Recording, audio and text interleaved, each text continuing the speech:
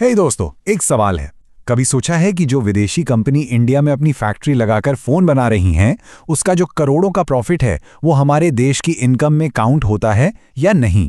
थोड़ा कंफ्यूजिंग है, right? But don't you worry, अगले 20 मिनट में हम नेशनल इनकम के इस पूरे मजे को सॉल्व कर देंगे और आप इसके हर कॉन्सेप्ट के आई प्रॉमिस मास्टर बन जाओगे। रेडी हो? चलो शुरू करते हैं। वेलकम टू नेशनल इनकम का हिसाब किताब। यहां हम सिर्फ नंबर्स नहीं, उनके पीछे की पूरी कहानी समझेंगे। तो ये रहा हमारा आज का गेम प्लान। हम स्टार्ट करेंगे इकोनॉमी के खेल के मैदान को समझने से। फिर हम घर की कमाई कैलकुलेट करना सीखेंगे। उसके बाद ग्रॉस और नेट का सारा फंडा क्लियर करेंगे। फैक्ट्री के दाम से बाजार के भाव तक का पूरा सफर देखेंगे और सबसे important domestic versus national angle को मास्टर कर लेंगे। और एंड में एक मास्टर प्रॉब्लम सॉल्व करके सारी लर्निंग को एकदम पक्का कर देंगे। ओके, तो चलो सेक्शन 1 में जंप करते हैं। इकोनॉमी का खेल का मैदान। सोचने वाली बात है, आखिर एक देश की इकोनॉमिक हद, उसकी बाउंड्री होती कहां तक है? क्या वो बस इंडिया के मैप तक ही लिमिटेड है? Let's find out. तो देखो, इस खेल के मैदान को इकोनॉमिक्स की लैंग्वेज में कहते हैं डोमेस्टिक टेरिटरी। सिंपल वर्ड्स में ये वो पूरा एरिया है जिसे एक गवर्नमेंट कंट्रोल करती है और जहां लोग, सामान, पैसा सब कुछ आज़ादी से घूम सकता है, बिल्कुल आपके घर की तरह। आपके घर के अंदर कोई भी चीज एक कमरे से दूसरे कमरे में बिना किसी रोक टोक के जा सकती है ना। सेम वे इंडिया की डोमेस्टिक टेरिटरी में goods and services freely move कर सकते हैं। Now this is where it gets really interesting. ये टेरिटरी सिर्फ इंडिया के पॉलिटिकल मैप तक लिमिटेड नहीं है। हाँ, ऑफ कोर्स हमारी जमीन और समुद्र में 12 नॉटिकल माइल्स तक का एरिया तो इसमें आता ही है। बट इसके अलावा एयर इंडिया का वो प्लेन जो न्यूयॉर्क से दिल्ली आ रहा है, वो भी हमारी डोमेस्टिक टेरिटरी का हिस्सा है। इंटरनेशनल वाटर्स में काम कर रही हमारी फिशिंग बोट्स और ऑयल रिग्स, वो भी इसमें आते हैं। और सबसे अमेजिंग बात, अमेरिका में जो इंडियन एम्बेसी है ना, वो जमीन भले ही अमेरिका की हो, पर इकोनॉमिक टेरिटरी वो इंडिया की मानी जाती है। How cool is that? और खेल के मैदान में ना पैसा कभी रुकता ही नहीं है, वो हमेशा घूमता रहता है। इसे कहते हैं सर्कुलर फ्लो ऑफ इनकम। चलो इमेजिन करो, एक बेकरी है। आप यानी हाउस होल्ड उस बेकरी में काम करते हो, अपनी मेहनत देते हो। बदले में बेकरी यानी फर्म आपको सैलरी देती है। फिर आप क्या करते हो? उसी सैलरी से उस बेकरी से ब्रेड खरीदते हो। तो पैसा फर्म से आपके पास आया और आपसे वापस फर्म के पास चला गया। बस ये साइकिल चलता रहता है और इकोनॉमी को अलाइव रखता है। चलो अब आते हैं सेक्शन 2 पर। अब हम इस खेल के मैदान के अंदर की एक्चुअल कमाई का हिसाब किताब करेंगे। इसे हम एक बहुत सिंपल सा नाम देंगे, घर की कमाई। इकोनॉमिक्स में इसका थोड़ा फैंसी नाम है net domestic product at factor cost, यानी NDPFC। डोंट वरी, हम हर वर्ड को तोड़कर समझेंगे। घर की कमाई यानी डोमेस्टिक इनकम को मेजर करने का ये है गोल्डन फॉर्मूला। बस ऐसे सोचो, एक घर में पैसा कहां से आता है? कोई जॉब करता है, राइट? वो हो गया कॉम्पनसेशन ऑफ एम्प्लॉयज। किसी ने घर रेंट पर दिया है या बिजनेस से प्रॉफिट आ रहा है, वो है ऑपरेटिंग सरप्लस। और कोई अपना छोटा मोटा काम कर रहा है, जैसे कोई दुकान चला रहा है, वो हो गया मिक्स्ड इनकम। बस इन तीनों को जोड़ दो और आपको घर की टोटल कमाई मिल जाती है। Simple. Let's break this down even further. First pillar, compensation of employees या COE। ये सिर्फ सैलरी नहीं है, इसमें आपका बोनस, एम्प्लॉयर का PF कंट्रीब्यूशन, सब कुछ आ जाता है। सेकंड है ऑपरेटिंग सरप्लस या OS। ये प्रॉपर्टी और बिजनेस से होने वाली इनकम है। प्रॉपर्टी से क्या मिलता है? रेंट और इंटरेस्ट। बिजनेस चलाने से क्या मिलता है? प्रॉफिट। और थर्ड है मिक्स्ड इनकम या MI। ये उन लोगों की इनकम है जिनकी इनकम को अलग अलग करना थोड़ा मुश्किल है। जैसे एक डॉक्टर, उसकी इनकम में उसकी मेहनत भी है और उसके क्लिनिक का रेंट, इंटरेस्ट, प्रॉफिट सब मिक्स्ड है। चलो अब थोड़ा ऑपरेटिंग सरप्लस को जूम इन करते हैं। OS बनता है रेंट, इंटरेस्ट और प्रॉफिट से। लेकिन जो प्रॉफिट का पैसा है ना, वो भी 3 जगह जाता है। एक पार्ट जाता है सरकार को एज कॉर्पोरेशन टैक्स, एक पार्ट जाता है कंपनी के मालिक यानी शेयर होल्डर्स को एज ए डिविडेंड, और जो पैसा बच जाता है वो कंपनी अपने पास रखती है फ्यूचर ग्रोथ के लिए। इसे कहते हैं अनडिस्ट्रीब्यूटेड प्रॉफिट्स। ये डिटेल्स याद रखना, आगे मास्टर प्रॉब्लम में बहुत काम आएंगी। ऑलराइट, नेक्स्ट सेक्शन 3 में एक बहुत इंपॉर्टेंट कॉन्सेप्ट क्लियर करते हैं, ग्रॉस और नेट का फंडा। इसको हम कहेंगे टूट फूट का हिसाब। इकोनॉमिक्स में हर चीज की वैल्यू टाइम के साथ थोड़ी कम हो जाती है और उसका हिसाब रखना सुपर इंपॉर्टेंट है। सोचो, जब हम कोई नया फोन या कार खरीदते हैं तो क्या 1 साल बाद उसकी वैल्यू सेम रहती है? नहीं ना, कम हो जाती है। क्यों? क्योंकि हमने उसे यूज किया, उसमें नॉर्मल वेयर एंड टेयर हुई। फैक्ट्री में जो बड़ी बड़ी मशीन्स होती हैं, उनके साथ भी ऐसा ही होता है।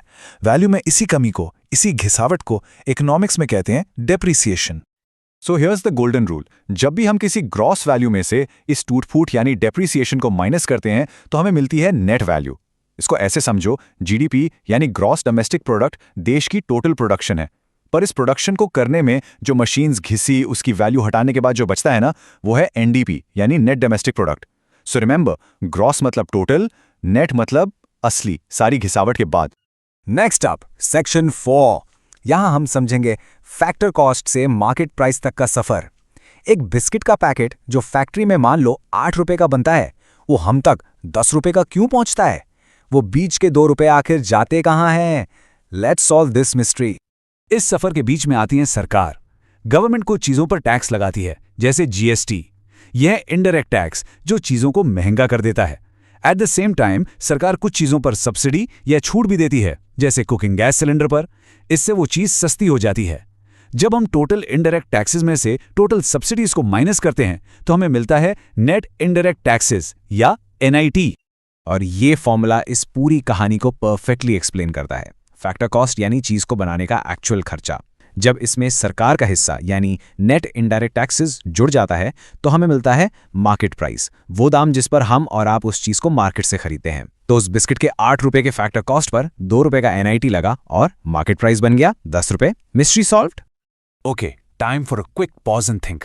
हमारे एक्सप्लेनर के स्टार्टिंग वाला सवाल, अगर एक विदेशी कंपनी इंडिया में फैक्ट्री चला के प्रॉफिट कमाती है तो उसका प्रॉफिट इंडिया की डोमेस्टिक इनकम का पार्ट है या नेशनल इनकम का?